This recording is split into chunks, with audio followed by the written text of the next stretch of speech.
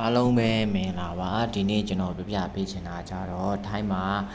နက်တက်ဖောင်းဘယ်လိုတင်တာလဲနဲ့ဘယ်လိုဘာတွေဘယ်လိုပြင်ဆင်ရမလဲဘာတွေဘယ်လိုယူဆောင်သွားရမလဲပတ်သက်ပြီးတော့ကျွန်တော်အသေးစိတ်ကို sharing လုပ်ပေးခြင်းဖြစ်ပါတယ်ပုံမှန်တော့ဒီဟာကနက်တက်ကအခုချိန်ကြီး YouTube မှာတင်ထားတာမရှိပါဘူးပေါ့နော်ဒါကတော့ကျွန်တော်ပထမဆုံးကိုယ့်ဘက်ကိုလေးလာပြီးတော့အဲ့ဒါတင်ပြခြင်းဖြစ်ပါတယ်ပေါ့နော်အပြင်မှာတော့ဒီနက်တက်ဖောင်ကပြောမယ်ဆိုရင်စားပစ်ကြီးက900ကနေဘတ်900နေပြီးတော့ဘတ်1000ဝန်းကျင်တော့ဒီယူတဲ့လူတွေရှိတယ်ပေါ့နော်ကျွန်တော်ကကြတော့ဟာပေါ့နော်ဘတ်200လောက်ပဲယူပါတယ်ဒါပေမဲ့ဟဲပါဟဲစတာပါဒါကတော့တလောဆယ်အရင်ဆုံးဝင်ရမှာကတော့ Facebook ထဲကိုဝင်မယ် Facebook ထဲကိုဝင်မယ်ဆိုရင်အရင်ဆုံးစံလေးနှိပ်မယ်ပြီးတော့ NetApp ဘန်ကောက်စင်တာဆိုတဲ့ဟာလေးကိုနှိပ်မယ်ဘန်ကောက်စင်တာကိုနှိပ်ပြီးရင်ဒီမှာအောက်လေးနည်းနည်းကိုဆွဲချမယ်ဆွဲချမယ်ဆိုစီးမိုးဆိုတဲ့ဟာလေးကိုနှိပ်မယ်ပြီးရင်လင်းလေးထဲကိုနှိပ်မယ်နှိပ်ပြီးသွားရင်ကိုယ့်ရဲ့Gmail ကိုရိုက်ထည့်ပါမယ်ဒါတော့ကျွန်တော်ရဲ့ Gmail ပါကွာ Gmail ပြီးရင်ကိုဖြည့်မဲ့တယ်ပဲပေါ့နော်မြန်မာပြည်မှာဆိုတော့ N1 N2 N3 N4 အဲ့လိုမျိုးပေါ့ဒီထိုင်းမှာကျတော့သူကကျူနဲ့တတ်မှတ်တယ်ပေါ့နော်ဒါကြတော့ကိုကကျတော့ N4 ဖြည့်မှာဆိုတော့ N4 နှိပ်လိုက်တယ်ကိုယ့်ရဲ့ type ကကြတော့ကြားလာမလားဒီမှာကျတော့ Mr. Mrs တို့ဘာညာထည့်တယ်မိန်းကလေးဆိုရင်တော့ Mrs ယောက်ျားလေးဆိုရင် Mr ပေါ့နော်ဒီကောင်ကကြတော့သူပြောတဲ့အဓိပ္ပာယ်ကကြတော့သူကအင်္ဂလိပ်လိုနာမည်ရေးခိုင်းတယ်ကဲ၍ကိုယ့်ရဲ့နာမည်မှားသွားမယ်ဆိုရင်တော့ bad တရားပြန်ပြီးတော့ fine ကောက်တယ်ပေါ့နော်ဒါကတော့နာမည်ကိုမှန်မှန်စစ်ပါကျွန်တော်နာမည်ကကောင်းမြတ်ကျော်ဆိုတော့ကောင်းမြတ်ကျော်တိုင်းထည့်ထားပါတယ်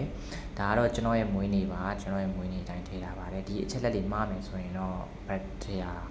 ဒါတစ်ခေါက်တစ်ခုမှားတယ်ဆိုရင် bad တရားပေးရတယ်ပေါ့နော်ဒါကတော့ကိုဖြေမဲ့ which month do you like to apply for this that ဒီဟာကဖြည့်မဲ့ဒိတ်ကိုပြောတာပါဒါကတော့22ရက်6လပိုင်းမှာဖြည့်ရမှာပါဒီရဲ့နောက်ဆုံးတင်ရတဲ့နေရာကြတော့23ရက်5လပိုင်းပါပြီးရင်ကိုယ့်ရဲ့ဖုန်းနံပါတ်ကိုထည့်မယ်ထိုင်းမှာရှိတဲ့ဖုန်းနံပါတ်ထည့်မယ်ဒါကတော့လက်ရှိကိုတင်ခဲ့တဲ့ဂျပန် language center စကူးကျောင်းမြည်တယ်ကျွန်တော်ကကြောင့်ဒီမှာတင်ခဲ့တယ်ဆိုဒီမှာထည့်တယ်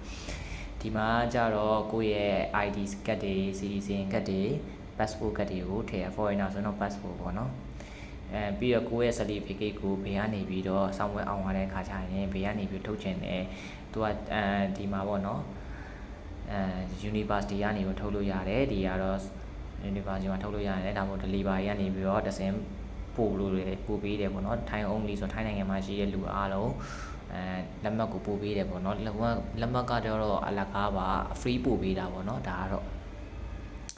ပြီးရင်ကိုယ့်ရဲ့လိပ်စာကိုမေးမယ်ဖုန်းနံပါတ်ထည့်မယ်နောက်ပြီးတော့ကိုယ့်ရဲ့နာမည်ရေးမယ်ရေးပြီးပြီဆိုရင်ဒီ attack file နေရာမှာကိုယ့်ရဲ့တပ်ပုံကလေးကိုရိုက်ထည့်မယ်တပ်ပုံကကြတော့ site ကကြတော့ 3.5 cm 5 cm ပေါ့နော်အဲ့လောက်ထည့်ရမယ်နောက်ပြီးတော့ကိုယ့်ရဲ့ဘဏ်အကောင့်ပေါ့နော်ဘဏ်အကောင့်ဆိုတော့ကိုကဒီ N1 ဆိုရင်ဘတ်1500လွှဲထားတဲ့ slip ပေါ့အဲ့မှာ N3 N4 N5 ဆိုရင်ဘတ်1000လွှဲထားတဲ့ slip လေးကိုဒီ attack file ကနေပြီးတော့ထည့်ပြီးရင် submit ကိုနှိပ်လိုက်မယ်ဆိုရင်ဒီထိုင်းမှာရှိတဲ့ NetApp Fountain ကြီးတွေကပြီးဆုံးသွားပါပြီခင်ဗျာကျွန်တော်ရဲ့ဗီဒီယိုကို like သဘောကျနှစ်သက်တယ်ဆိုရင် like and subscribe လေးလုပ်ပေးဖို့ကျွန်တော်မေတ္တာရက်ခံချင်ပါတယ်ကျေးဇူးအများကြီးတင်ပါတယ်ခင်ဗျာ